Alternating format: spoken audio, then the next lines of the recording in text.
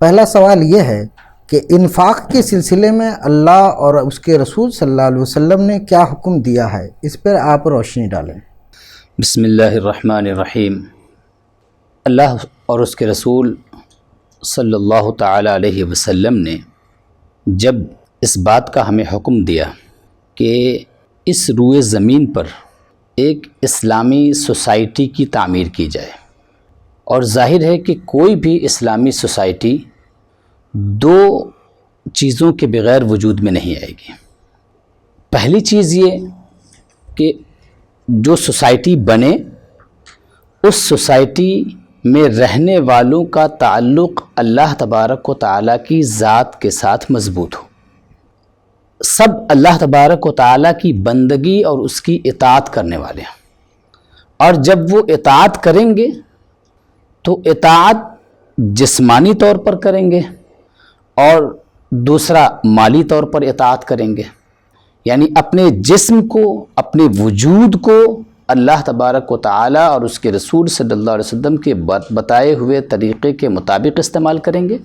ایسے ہی جو اللہ نے ان کو دولت عطا فرمائی، جو مال عطا فرمایا ہے، اس کو اللہ تبارک و تعالیٰ کے حکم کے مطابق استعمال کریں گے۔ تو پہلی چیز یہ ہوئی۔ اور جب بندے کا تعلق اللہ تبارک و تعالیٰ سے مضبوط ہوگا تو اسی روئے زمین پر جب ہم سوسائٹی بنانے کی بات کر رہے ہیں تو اس سوسائٹی میں لوگ ہوں گے، انسان ہوں گے، اس میں غریب بھی ہوں گے، محتاج بھی ہوں گے، مالدار بھی ہوں گے، ہر طرح کے لوگ ہوں گے۔ انسان کو انسان کی ضرورت ہوگی، ظاہر بات ہے کہ وہاں پر مال خرچ کرنے کی ضرورت پیش آئے گی۔ تو گویا اللہ تبارک و تعالی کے فرمان کے مطابق کوئی بھی سوسائٹی جو قائم ہوگی وہ دو بنیادوں پر قائم ہوگی کہ اس سوسائٹی میں رہنے والوں کے قلب کا تعلق اپنے مولا کے ساتھ، اپنے رب کے ساتھ مضبوط ہو، اور دوسرا یہ کہ اس سوسائٹی میں رہنے والے لوگ اللہ تبارک و تعالیٰ کے نام پر اللہ کے بندوں کی امداد و اعانت کے لیے اور دین کی نشر و اشاعت کے لیے مال خرچ کرنے والے ہوں۔ اس سلسلے میں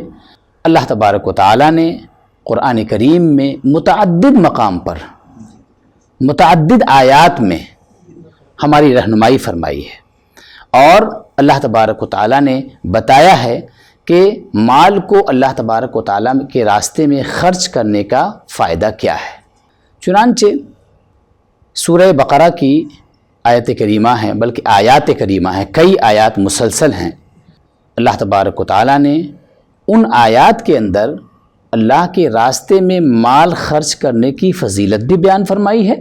اور پھر مال خرچ کرنے کے بعد اگر مال انسان اللہ تبارک و تعالیٰ کے راستے میں خرچ کرتا ہے یا انسانوں پر خرچ کرتا ہے تو خرچ کرنے کے بعد بشری طور پر، انسانی طور پر شیطانی وسوسے کی وجہ سے ایک بیماری پیدا ہوتی ہے۔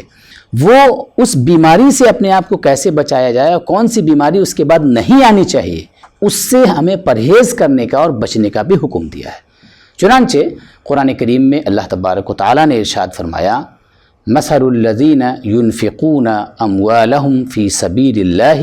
کمثل حبۃ انبتت 7 سنابل فی کل سنبلۃ 100 حبۃ واللہ یضاعف لمن یشاء واللہ واسع علیم۔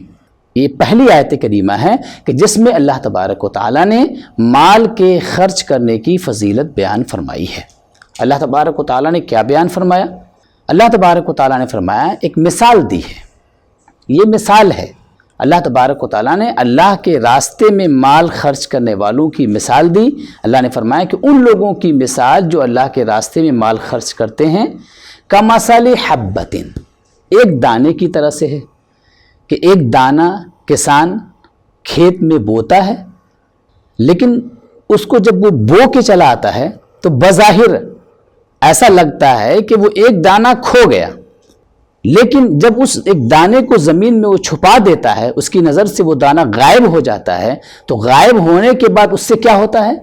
کمثل حبۃ انبتت 7 سنابل، اس ایک دانے سے 7 بالیاں نکلتی ہیں۔ اور اللہ نے فرمایا کہ فی کل سنبلۃ 100 حبۃ، اور ہر بالی میں 100 دانے ہوتے ہیں۔ تو اب گویا ایک دانہ جو اس نے زمین میں ڈالا، اس کے نتیجے میں کتنے دانے نکلے؟ 700 دانے نکلے۔ ایسے ہی جو اللہ تبارک و تعالیٰ کے راستے میں مال خرچ کرتا ہے، وہ اگر 1 روپیہ اللہ کے راستے میں خرچ کر رہا ہے، 1 روپیہ، تو بظاہر یہاں بھی ایسا لگ رہا ہے کہ 1 روپیے کو ہم فنا کر رہے ہیں،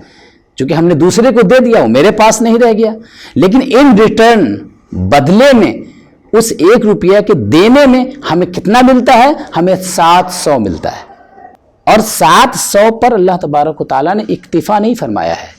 بلکہ اللہ نے خود ہی فرما دیا کہ واللہ یضاعف لمن یشاء، اللہ تبارک و تعالیٰ جس کے لیے چاہتا ہے اس کو اور بڑھا دیتا ہے،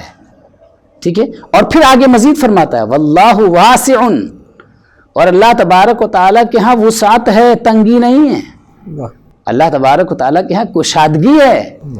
اچھا، اور ساتھ ہی ساتھ ایک دوسری صفت اللہ نے اپنی کیا بیان فرمائی؟ علیم، وہ علم والا بھی ہے۔ یہ وسعت اللہ تبارک و تعالیٰ کی رحمت کی کب پیدا ہوگی، کیسے کیسے پیدا ہوگی؟ جیسے جیسے ہماری نیت اعلیٰ ہوتی جائے گی، یعنی گویا جیسے جیسے نیت بہتر ہوگی ویسے ویسے اللہ تبارک و تعالیٰ چونکہ علیم ہے ہمارے دل کے احوال سے، وہ ہمارے ثواب کو بھی بڑھاتا چلا جائے گا۔ ایک حدیث میں یہاں پر بات مکمل کرتے ہوئے میں پیش کر دوں کہ ایک دوسری حدیث میں، یہاں پر تو 700 کا ذکر آیا ہے، ایک حدیث شریف میں آیا، حضرت ابو ہریرہ رضی اللہ تعالیٰ عنہ راوی ہیں، کہ جب یہ آیت کریمہ نازل ہوئی مثل الذین ينفقون اموالهم فی سبیل اللہ، تو اللہ کے رسول صلی اللہ علیہ وسلم نے اللہ کی بارگاہ میں دعا فرمائی کہ اللہ میری امت کے لیے اور اس میں بھی اضافہ فرما، اس میں بھی اضافہ فرما۔ تو آیت کریمہ دوسری اتری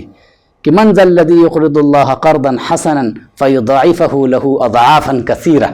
کہ کون ہے جو اللہ تبارک و تعالیٰ کو قرض حسن دے اور اس کے نتیجے میں اللہ تبارک و تعالیٰ بہت سارے اس کے اجر کو 2 گنا فرماتا رہے۔ تو یہ جو ہے انفاق فی سبیل اللہ کی فضیلت ہے، تو اور احادیث میں بھی اس کا تذکرہ موجود ہے۔ ایک حدیث قدسی میں پیش کرتا ہوں کہ اللہ کے رسول صلی اللہ تعالیٰ علیہ وسلم ارشاد فرماتے ہیں کہ اللہ تبارک و تعالیٰ فرماتا ہے کہ یا ابن آدم، اے انسان، انفق، تم خرچ کرو میرے راستے میں، اللہ کے بندوں پر مطلق آیا ہے اس لیے دونوں کو عام ہے، میرے راستے میں اور اللہ کے بندوں پر خرچ کرو، انفق علیک، اس کے بدلے میں میں تمہارے اوپر خرچ کروں گا۔ اور جب اللہ تبارک و تعالیٰ خرچ کرے گا تو کیا بخیلی سے خرچ کرے گا، بخل کے ساتھ عطا فرمائے گا؟ نہیں، کیونکہ اللہ تبارک و تعالیٰ کے ہاں بخل ہے ہی نہیں، وہ تو غنی ہے نا۔ تو یہ آیا، اور ایک حدیث شریف میں اللہ کے رسول صلی اللہ علیہ وسلم نے ارشاد فرمایا یا بلال انفق، اے بلال اللہ کے راستے میں خرچ کرو، ولا تخش من ذی العرش اقلالا، اور صاحب عرش کے مالک سے تم مفلسی کا خوف نہ کرو۔ تو قرآن و حدیث کے اندر اللہ کے راستے میں خرچ کرنے کی بڑی فضیلت آئی ہے، بس شرط یہی ہے کہ جو مال آپ خرچ کریں وہ حسن نیت کے ساتھ اللہ کی رضا کے لیے خرچ کریں اور اللہ کے بندوں کی نفع رسانی کے لیے خرچ کریں، فائدہ پہنچانے کے لیے خرچ کریں۔